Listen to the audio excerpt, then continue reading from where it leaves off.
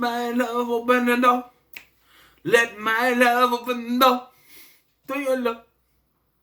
Anyway, welcome back to Cinematic Journeys. I am host, and today we are talking about Along Came Polly, starring Ben Stiller, Jennifer Aniston, Philip Seymour Hoffman, Alec Baldwin, Hank Azaria, and Deborah Messing, and is directed by John Hamburg. I remember when this came out, right? So, I've never been the biggest fan of Ben Stiller comedies. I like them. I like Meet the Parents, Meet the Fockers. You know, Mystery Men is my jam. But I've never been, too big of a fan. I guess the Madagascar movies were fine. But it's just been, some of these come out. I remember seeing the trailer for this. And in the trailer, they show the scene where he brushed up against the guy's, hairy chest. And I was just like, nah, I think this is another dud. Because much like Zoolander, okay. It's been a couple years now, but I tried watching Zoolander when it was on TV. And I got to the part where they are dancing to Wake Me Up Before We Go in the car, and everybody gets killed because spraying them with gas, and no, I couldn't do it. So, there's no surprise it took me a while to get to this one. But I put it in, and I'm trying to find a freaking player that would work. For some reason, I put in my portable one, it worked partway, stopped. So I put it out the Blu-ray player in the living room. That started to freeze up. So finally I got the old piece of crap Blu-ray player out, and somehow it worked in that one. I don't know. These older DVDs, sometimes they have the scratches. But, the other one didn't like playing Blu-rays that much, but it was okay with certain DVDs, I guess. So anyway, Along Came Polly tells the story of Ruben, who gets married to a woman named Lisa, the woman who sold him his apartment. And they get married after being together for a month. And they're on the honeymoon. And she fucks the scuba guy. Yep, she screws the scuba guy. And so he leaves her. And he goes back home and he hangs out with his buddy Philip Seymour Hoffman, who plays Sandy, who was a child star in one movie when he was a kid. That's it. Philip Seymour Hoffman is one of the funniest parts of this film, to be honest. Like he's doing this play where they're playing Jesus, and he's playing Judas, and Masayoka from Heroes, he plays Hiro in Heroes, he is Jesus. And there's a part where they're doing the practice or whatever, and Sandy comes out and starts singing the part, and they're like, no, that's Jesus. Not your part. He goes, well, I felt the moment. And then there's a part when they go to the actual play of it, and you hear this thing, this is Sandy. I'm supposed to play the part of Judas, but I'm also going to be playing the part of Jesus. And they're like, it's a dual role. And they're like, screw you, Sandy. And he's a funny part. So Ruben is a risk analyst for an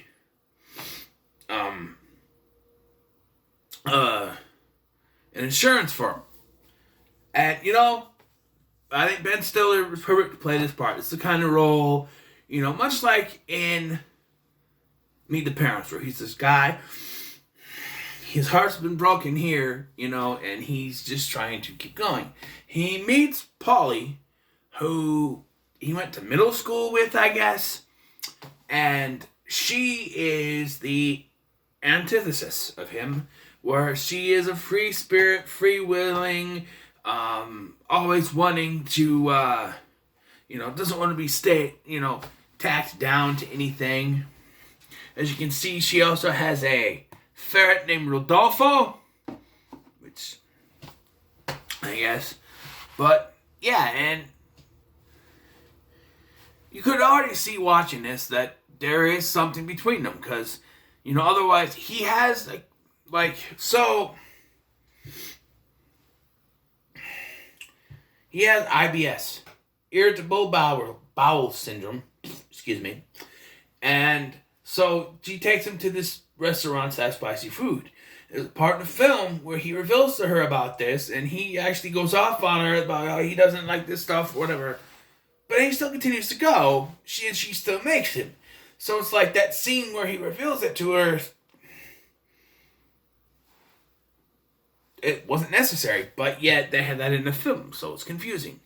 There is the scene where she starts dancing with this guy played by Jesus Garcia, Nick Corey, the guy from he was Rod in Nightmare on Elm Street, and you think it's gonna, he thinks it's gonna be the same thing because the scuba guy who's played by Hank Azaria, you think it's gonna be the same thing, but then the guy goes, "Oh, I'm gay. I am a homosexual. I do not like Polly in that way, and oh, okay, that's a twist, right?"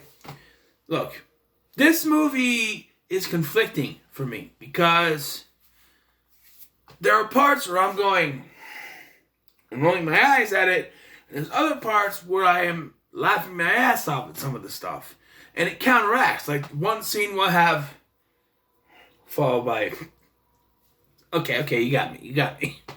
It's, Alec Baldwin is pretty good in this too. I'm telling you, this movie's pretty good. Like I said, I remember seeing the trailer for this and not thinking much of it. I think it's alright. I think it's one of the better romantic comedy things. I think both Ben Stiller and Jennifer Aniston give out good performances. It's fine. Now, we reach a problem. Because as things are going good as they were, we gotta have the record scratch moment. Ruben is making progress with Polly, and they're coming along great. And then he brings her home one night, and there is Lisa, back from the honeymoon, which she stuffed Hank Azaria. And this is where I really opened my eyes, because I'm sitting there going, we're doing this? Really? Okay, he's happy, he's living his life now, and now she's gonna come back and make him question everything, and that's what it does. And then he puts in his little wrist thing, which one has the lower risk, and it says, for some reason, it says the lower risk is Polly, even though she has made him, have the most risk. He even says he throws up like 10 times a day because of it. Or 9 times a day, whatever, because of it. And yet she's the lower risk? What else did he put in Lisa's thing? But it takes a talking from his dad to Sandy for him to realize he wants to be with Polly. So he does a thing where he runs to her apartment, but he misses her. But she left Rodolfo behind. And, okay, so they go on this trip. There's this running joke with this guy that he's trying to analyze for risks. And he is like the Steve-O. You know Steve-O, right? He's like Steve-O. When Steve-O was all on drugs. Do anything. He's base jumping off of buildings. He's sailing through storms, thunderstorms. He's doing all this shit. And they want to analyze him for risk, which would be a big no. You don't want to, because he probably kill himself. In the end, he does get coverage thanks to Sandy. But Sandy takes Ruben's place in the meeting while Ruben goes to find Polly. And they decide to, try things out. After he eats. This is where it got kind of cringe for me. Because, he wants to prove, there's a scene where there are these nuts in a bowl in a bar, and he says, no, you don't eat those because people put their dirty hands in there. So now to prove that he's ready to take risks, he's throwing the nuts on the ground, he's smearing them on the dirt and stuff, eating them, and especially in a post-2020 world with all the stuff going on out there. That's like red alarm flying. No, you don't do that. No. Watch this movie in 2021 Especially with everything that's going on with the diseases and stuff right now. That's not something you want to do. But I digress. This movie is pretty good. I've said it before. There's one less thing to talk about. For some reason, Ruben then takes Polly to the same beach where he went on his honeymoon. I thought this was actually pretty cool. They're there with Leland, the crazy guy, because they're doing stuff, whatever. And here comes Hank Azaria's character. And he's like, oh, Lupin! Because he calls him Lupin, I don't know. But he's actually not a bad guy, you know, because apparently Lisa broke his heart. And then, so he's like, oh, you did the scuba? And he's like, yeah, but we're going with him. Oh, don't you do the scuba, it's fine for me. And then he thanks Hank Azaria for everything. Because, you know, if it wasn't for him, he'd probably still be married, probably miserable, you know? So, yeah. So what score should I give this film? I'm going to give it a 7. Much like the last one. I thought this was pretty good. It's nothing great, but a few laughs, sure. A few groans, sure.